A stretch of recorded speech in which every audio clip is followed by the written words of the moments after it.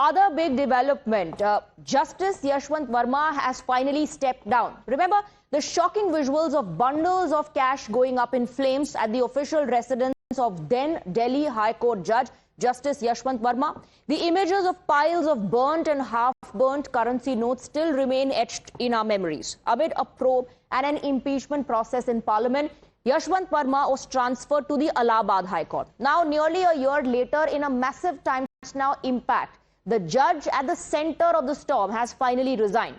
Yashwant Verma has stepped down as a judge of the Allahabad High Court and submitted his resignation to President Draupadi Murmu. In his resignation, he wrote, and I quote, "I do not wish to burden the President's august office with the reasons that have constrained me to resign." We've highlighted that portion for you in the resignation letter. He then goes on to say that it is with deep anguish that he tenders his resignation as a judge of the Allahabad High Court with immediate effect. Now, let's take you through what the case was all about, the timeline. The case relates to unaccounted piles of cash that were recovered after a fire broke out in a storeroom at Justice Verma's official residence on the 14th of March last year. Firefighters responded to the blaze, and it was at this moment that they found massive amounts of cash. Interestingly, the judge was not present at his residence when this transpired. The incident led to an in-house inquiry by the Supreme Court, and later impeachment proceedings were also initiated in the Parliament. A three-member panel was set up by the Lok Sabha Speaker to investigate the allegations. The impeachment proceedings are currently underway. Let's now take you through the developments that have taken place so far. With the help of graphics, let's try and understand. So, the questions that have been asked by the Supreme Court, three pertinent questions that the Supreme Court asked Justice Yashwant Verma. How do you account for the presence of cash in the storeroom, which was, of course, in the premise of the official residence? Number two, explain the source of money found in the storeroom. Number three, the question that was asked by the top court, who removed the burnt cash on the morning of 15th March? And through these questions, of course, an opportunity was given to Justice Yashwant Verma to explain. But he kept on continuously only denying the charges. In fact, you saw that in the resignation letter as well. He said that he does not want to burden the office of the President with the reasons behind it. Now, this is what Yashwant Verma told the parliamentary panel. The panel that was formed to look into the entire case. I have nothing to do with the cash. Someone hid money in the outhouse. So he is blaming someone of hatching this against him, this conspiracy against him.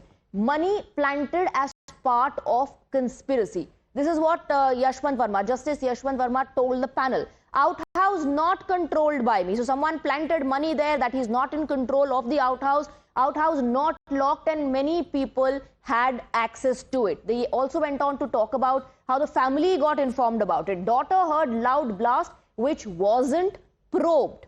CCTV footage not produced or examined. So he started questioning the investigation. This is, of course, as per sources, this is what he told the panel about what had transpired. Now, Justice Verma wrote a letter to Judges Inquiry Committee.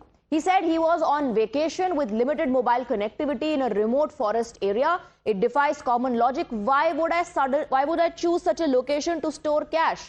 So these are the reactions that came in, or this is how he tried to justify his position. Claim that was made. He wrote to the panel claiming that he was on vacation when the fire broke out. Presumptions not proof, guided probe. Storeroom not in my possession. So he questioned the investigation, the direction of the investigation, said that he's been subjected to public vilification. The storeroom was usually kept unlocked, and everybody, a lot of people had access to the storeroom. Let me go across to Bhavtosh, my colleague, who's getting us more details on this. So after almost a year of denying the allegations, remaining defiant, Justice Yashwant Verma has finally stepped down. Even in the resignation letter, he says he does not want to burden the President's office with reasons behind taking this step, but says that it is with deep anguish that he's doing it. Yes, Swati, in fact, he continues to deny that the cash belongs to him. He has said that he's subject to a lot of acquisition. In fact, he has said that he has suffered public vilification, and he suffered public vilification in silence. Now, importantly, he said that he was not even shown the CCTV footage which was up there on the storage area, and he said that the storage area was not even locked, and whenever it was locked he did not have access to the keys. Now these are the important points that he has raised in the 13-page letter that he has written to the Judges Inquiry Commission. In fact, throughout the letter that he has written, he has always claimed that he has been subjected to a lot of allegations, and at not at any point of time he was given an opportunity to present his side of the story. And this is for the first time that he has in fact come out in detail and explained the sequence of events. In fact, in the last para, which is very important, he has said that history will one day record the unfairnesses with which a sitting High Court judge was treated, and that has marked this entire episode from its inception. Now one has to wait and see what will happen next in the case. It could be possible that the Inquiries Commission will ask for a criminal investigation. So far, no criminal investigation has been ordered in this case. But previously, what has happened in the case is that Justice Khanna, the former Chief Justice of India, had recorded the statement of everyone, right from the fire department official to the then Delhi Police Commissioner, and also senior officers who had said that nobody had access to that storeroom except close staff members as well as the family of then Chief Justice Verma.